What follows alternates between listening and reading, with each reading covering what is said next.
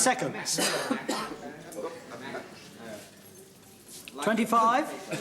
I haven't got a match. 20.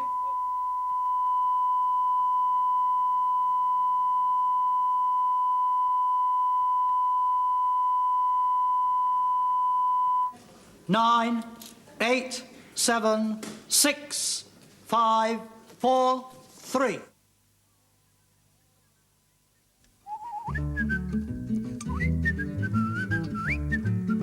One-Upmanship, based on lifemanship, one-upmanship and gamesmanship by Stephen Potter, plot adapted from each book by Lifeman Barry Took, by arrangement with Carl Foreman to perform scenes of one-upmanship to show just what a Potter scholar soon acquires, and starring Richard Briers.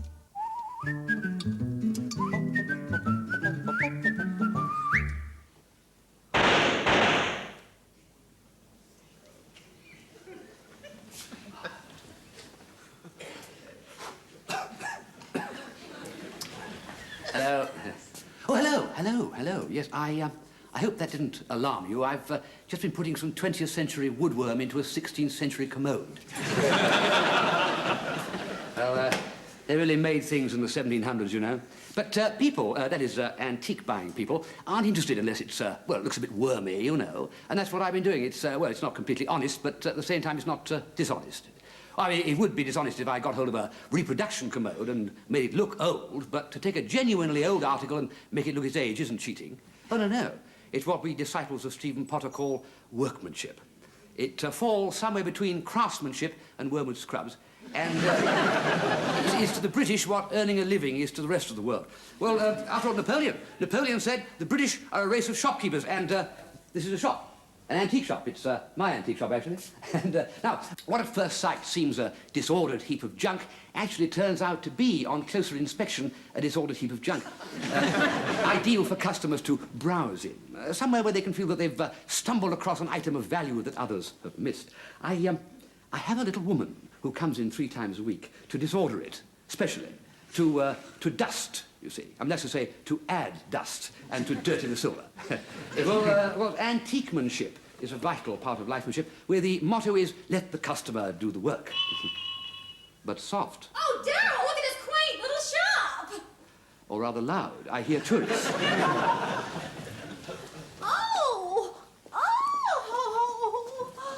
Not more junk, Sibylla. Oh, but Darryl, it's Ducky! Oh, look at this little wee doggy! Oh, see if you can see the other half of the pair. They're only really valuable if you can find a matching pair. Oh, look at that spinning wheel! Now, wouldn't that be a perfect conversation piece for our TV room? Who wants a conversation piece in the TV room? I thought TV was supposed to kill conversation. Oh, and look at that! Oh, it's so old and worn and yet so obviously used. Oh, it's très distingué. What do you suppose it is? It's the cash register. No, schmuck. Here. Look at that. Look. Morning. Oh. May I be of assistance? Are you the proprietor? Well, yes, but it's really more of a hobby, I suppose.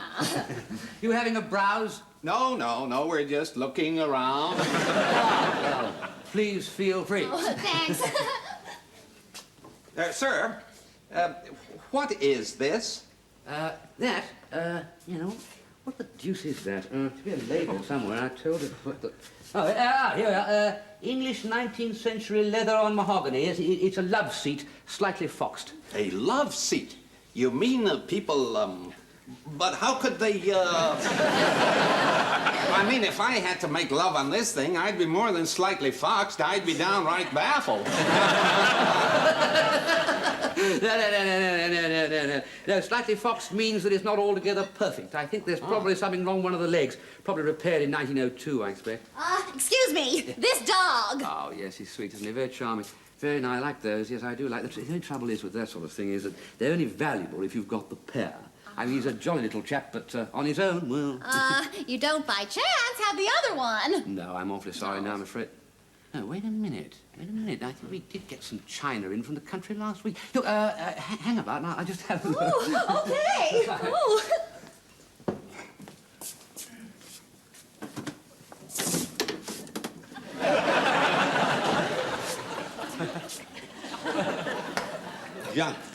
Junk, nothing but junk. We should have vacationed in Hawaii. Oh, but everybody goes to Hawaii. We came to see Europe. Yeah, we came to see it, not buy it. My mother was right. You're a Philistine. Your mother. The Wailing Wall of Brooklyn. Oh, Gerald, don't you bring my mother into this. Ah, what a charming picture. Well, you're in luck. I found you a pair. Oh, gee, that's wonderful. Is it foxed? I think it's supposed to be a spaniel. We'll take them. Oh, aren't they too much? That'll be $400. $400. They're too much, all right, all right. Oh, you just can't beat genuine British workmanship.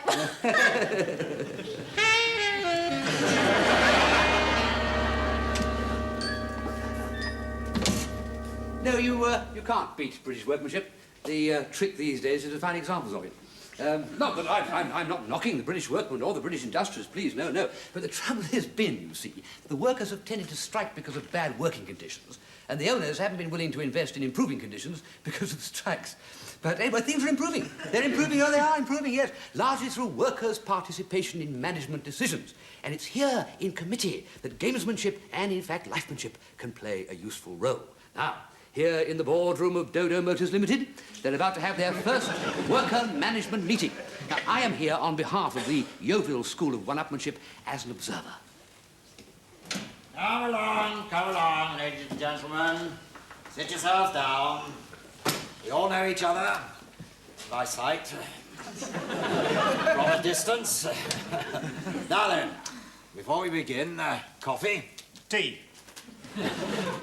Oh, yes, of course. 3 teas, 3 coffees. Miss Truffett, will you do the necessary? Yes, of course, sir. Now then, here at Dodo Motor Works, we've got a very bad labour relations record. We've lost over 250,000 working days due to strikes. Labour disputes caused by the intransigence of the management.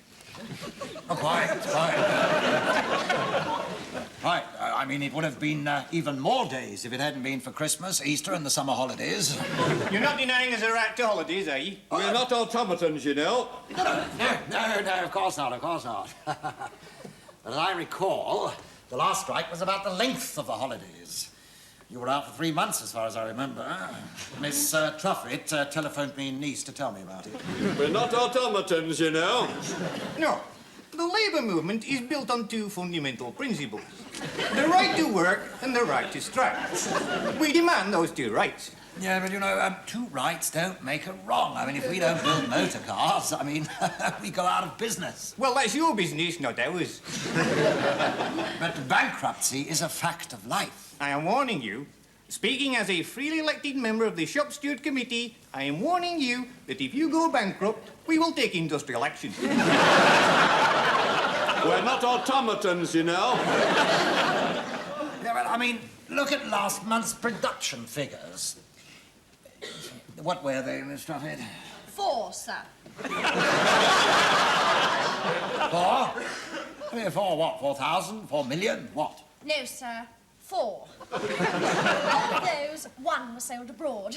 That was when the chairman hit a pig in the Dordogne and we sold the wreck for scrap. Oh, yes, that was frightful. The car disintegrated and the pig got up and slowly walked away. I take grave exception to that, on the grounds that it's impinging the standard of the British workman. And on the other hand, it could be seen as a tribute to the stamina of the French working pig. All we are asking for is a fair day's work for a fair day's pay. And all we're asking for is the right to give what we're able and take what we need. Oh, yes, well, that's another thing. The amount of petty pilfering that's going on in the works. All property is theft, brother. Theft? Now, look here, my grandfather built this company from nothing. My grandfather couldn't afford shoes. My grandfather walked to work every day of his life. My grandfather had 15 children. My grandfather knew Lily Langtree. You see, it's absolutely hopeless, isn't it? I mean, quite hopeless. Left to their own devices, labour and management in this firm, Dodo Motors, will never, ever see eye to eye. But now, let us move on a few weeks. Both sides have consulted Upmanship Limited and taken the Potter course in committeeship. Ladies and gentlemen, the Yeovil method of management worker consultation. Please note the change of dress.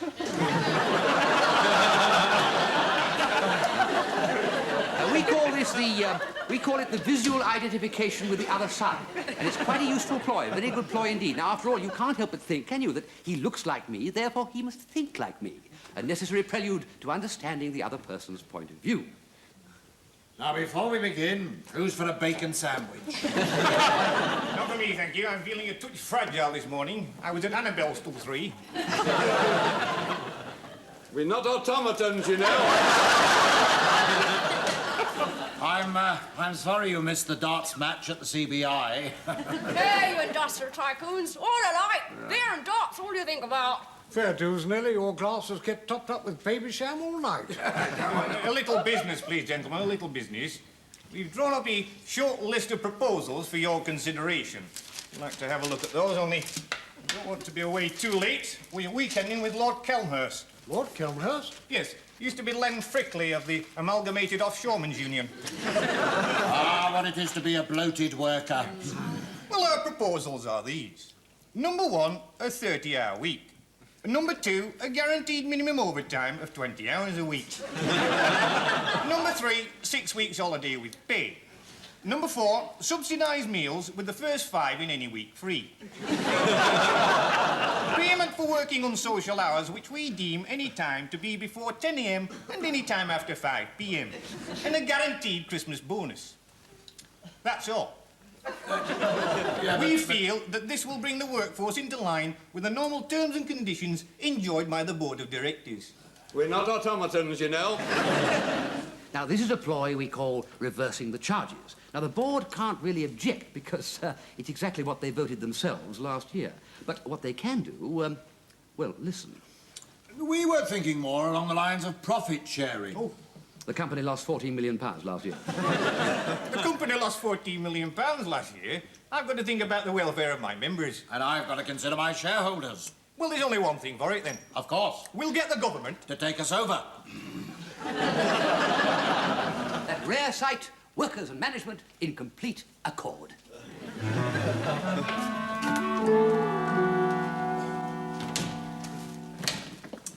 There you are. Now, I've spoken elsewhere about women at work, their battle for equality and the simple fact that in many instances they are superior to men. Now, nowhere is this superiority more evident than among secretaries. Shorthand and typing are the least of their accomplishments. They're often called upon to play the part of psychologist, actress, nurse, femme fatale, nanny, and general mother figure, all in the course of one period of dictation.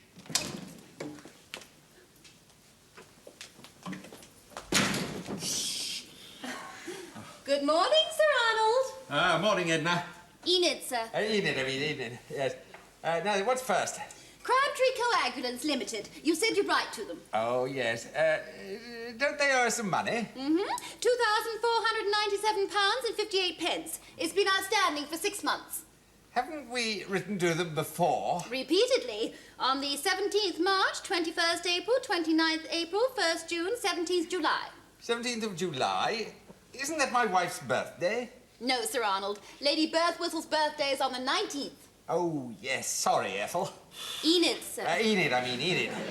Oh, I feel like death this morning. That Japanese trade delegation worked like fiends. Mr. Hawashiba was still studying our balance sheet at 3 a.m. this morning at the Playboy Club. Did you clinch the deal? No.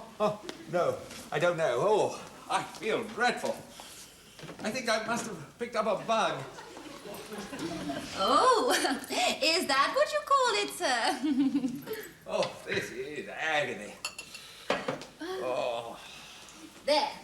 Now, drink that down, you'll feel a lot better. You know I hate that stuff. It'll do you good. If you drink it all down, you can have a nice cup of coffee. Can't I have a brandy? No, certainly not. Come along. Be a brave little soldier. Come along. Come along, do it for me. Oh, all right. There you go. Oh, dear. Oh, dear. Messy. You're a good boy. Don't do that, Eleanor. Enid, sir. Enid. Now, let's see, where were we? Ah, yes. Crabtree Coagulants, They owe us £2,497.58. Right, letter to old Crabtree. Dear Crabbers, our accounts show that you owe us, whatever the amount is. And it's my considered opinion that you're nothing but a load of crooks. If you don't send me the money instanter, then I shall put the bailiffs in. There, that should settle them. Read it back, would you, Ethel? Enid, sir. Enid, I mean, read it back, Enid. Yes, sir. Dear sirs. Oh, not too loud. Sorry. Dear sirs, I refer to our recent correspondence regarding your account. We appear to have no record of receiving the sum of £2,497.58 outstanding, and trust you will rectify this oversight at your earliest convenience. Assuring you of our company's cordial good wishes at all times, I remain yours sincerely. There you are, you see. Well done. In business, one must always use tact. Thank you, Dorothy. Enid, sir!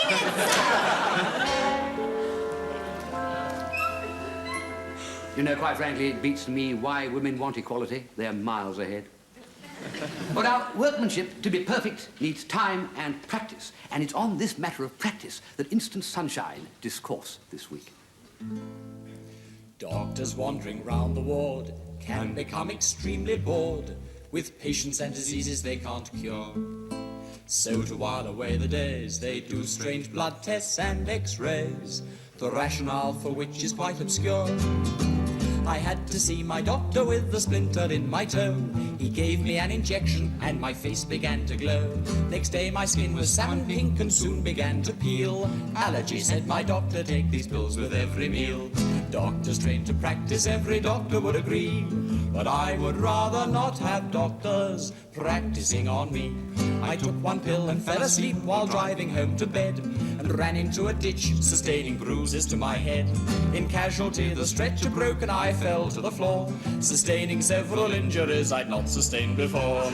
Doctors trained to practice, every doctor would agree. But I would rather not have doctors practicing on me. In theatre, when they patched me up, they had some time to spare, and took out my appendix for the students who were there. Next day I found I rattled when I turned over in bed. They'd left some tools inside me, so the kindly sister said. Doctors trained to practice, every doctor would agree. But I would rather not have doctors practicing on me. Back again in theatre, all the students yelled for more. They cheered the mighty surgeon and demanded an encore. Despite a lap of honour, the applause was still so loud. The surgeon took my tonsils out and threw them to the crowd. Doctors trained to practice, every doctor would agree. But I would rather not have doctors practicing on me. Several months have passed and I'm my old self once again. Although I'm using crutches, I have very little pain. And now I'm almost better, I don't think I'll let them know. The thing they haven't treated is the splinter in my toe. Doctors trained to practice, every doctor would agree. Now tell me, in your own words, what exactly seems to be the trouble? Oh, I'm fine, absolutely fine. In fact, I only come here to read the magazines. I would rather not have doctors practicing on me.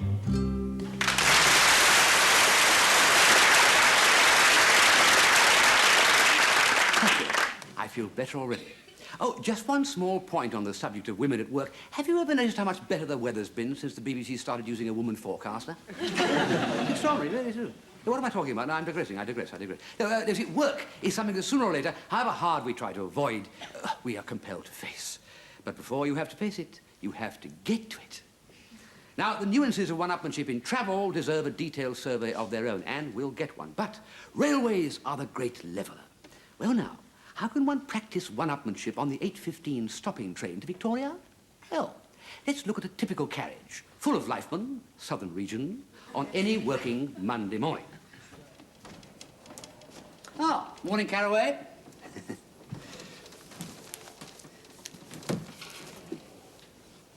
That's Caraway. Now, Caraway's speciality is to be mildly religious. Now, the details of his religion are vague, but he says things like... About a dozen of us went on a splendid ecumenical ramble over the weekend. Picked no end of wild flowers and had a splendid chat about the eternal verities in a little pub near Todbury. And? Heaven to me is a field of daisies. And? My cathedral is an avenue of beech trees. It's lovely, isn't it? It's charming, really. Yes, I mean, you know, it is very charming indeed, but not every morning of the year. Now, Mervyn Brood, who is a touch misanthropic first thing, has developed a counter to Carraway's religiosity. Here he comes now. Listen. Still sowing the seed, Carraway? That's good, isn't it? Isn't that good? Yeah, I like it. I love it, yes. Brood claims he's used that line over 400 times and is beginning to tell on Carraway. Well, personally, between you and I doubt it.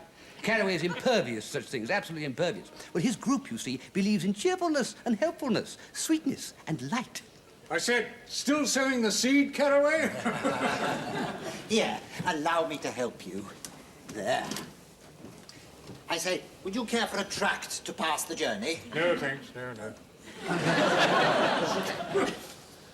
You see, it's no good using subtlety on people like Carraway. Now, Tim Offset's approach is much more effective. Offset believes in massive retaliation. Having been bored to death by Carraway's kindness over the years, he now reciprocates by being even kinder. Ah, being kind, you ask? Is that one-upmanship? Well, the way Offset does it is nearer to the Chinese water torture. Morning, David. Morning, Brood. Morning, Carraway. My word, Carraway, you look tired. Well, cheer up. Look, brought some magazines for you. And some tea. You may find it a bit hot. And here's a meat pie. That should keep you going till we get to Victoria. Have you got a penknife? A penknife? Yes, in my waistcoat pocket. Ah, thanks. Ex-Boy Scout. Fine. But, what are you doing? I mean, what are those for? These? Oh, crossword puzzles. In case you get fed up with the magazines. And, of course, that's when you finish the tea and the meat pie. Yeah, but I don't do crossword puzzles, and I don't eat meat pies, at least not first thing in the morning. And this tea is much too hot to drink. Well, hold it out of the window. These magazines, they're rude. Well, I'm awfully sorry about that, Carraway. But you see, I'm just like you. I like helping people. You've got to admit it, Offset's an absolute...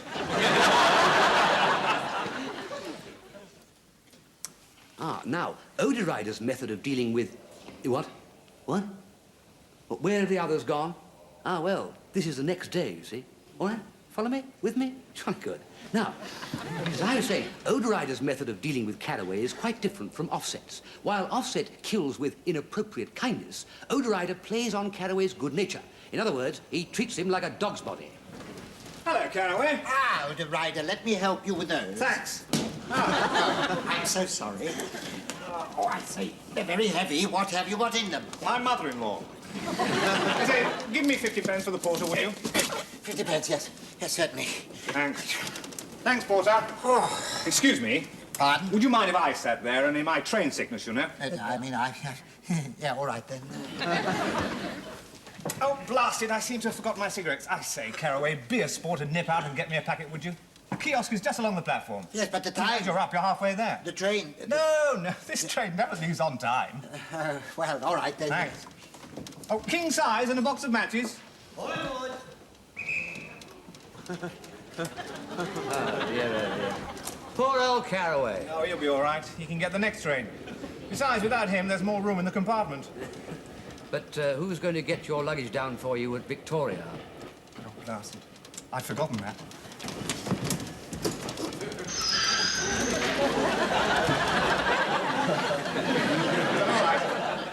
Well, now, eventually, however hard he tries not to, the most skilled of upmen arrives at work. But what work does an upman do? Well, there are many occupations where a degree of one-upmanship is essential. Now, take the running of a Sunday newspaper, or better still, a magazine. But here, at the weekly editorial meetings, one-upmanship can be observed in full flower. Well, as luck would have it, I found myself on the editorial board of a weekly magazine once, alas, now defunct, along with James Gatling-Fenn, Gervase Cogg-Willoughby, and George Oderider, all highly individual upmen. The editor was on holiday. Well, now, boys and girls, as you know, Bill's away. He's covering the Arab Water Skiing Conference in Bahrain. And we've got to produce a good edition this week. Well, now, Jenny, how's the woman's page? Well, we've got some terrific virile pullover patterns, a super piece about the male menopause, and a wonderful recipe for prune flan. Good. Didn't we do that last week? Oda Ryder always says that. No, we did cable stitch pulleys, the Is Your Husband Middle-Aged quiz, and how to make the most of your plums. It sounds the same to me. Look, why don't we scrap all that and hit the AB readership with motorbikes? That's another of Oda Ryder's ploys. Every week, motorbikes.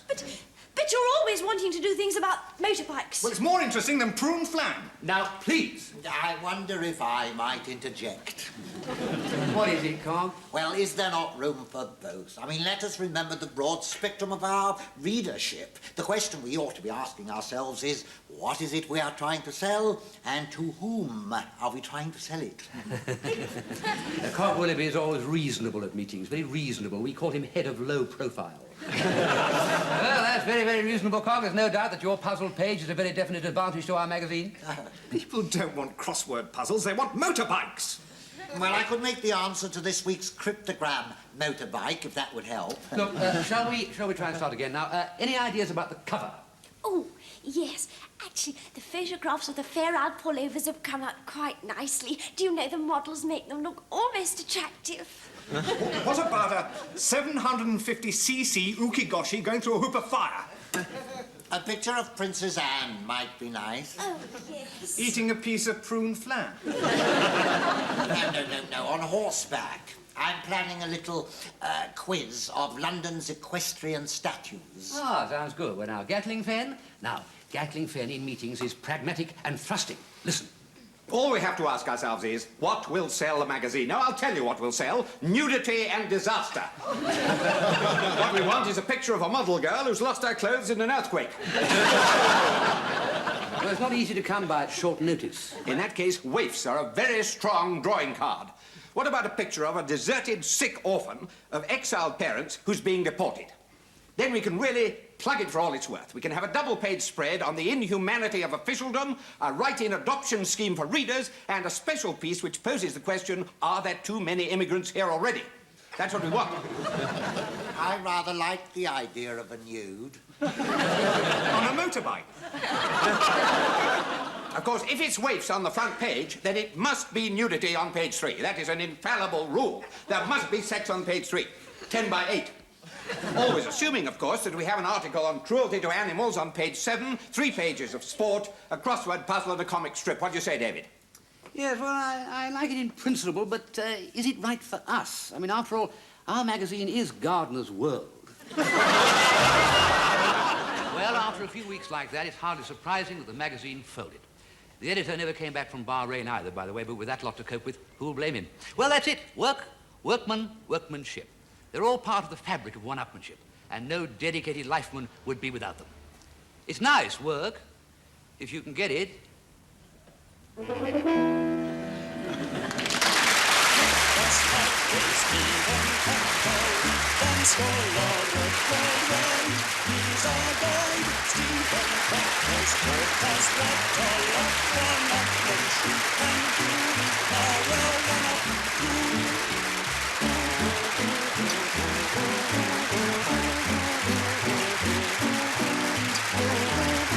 Stephen Potter's taught us what a lot one-upmanship can do. Now we're one-up,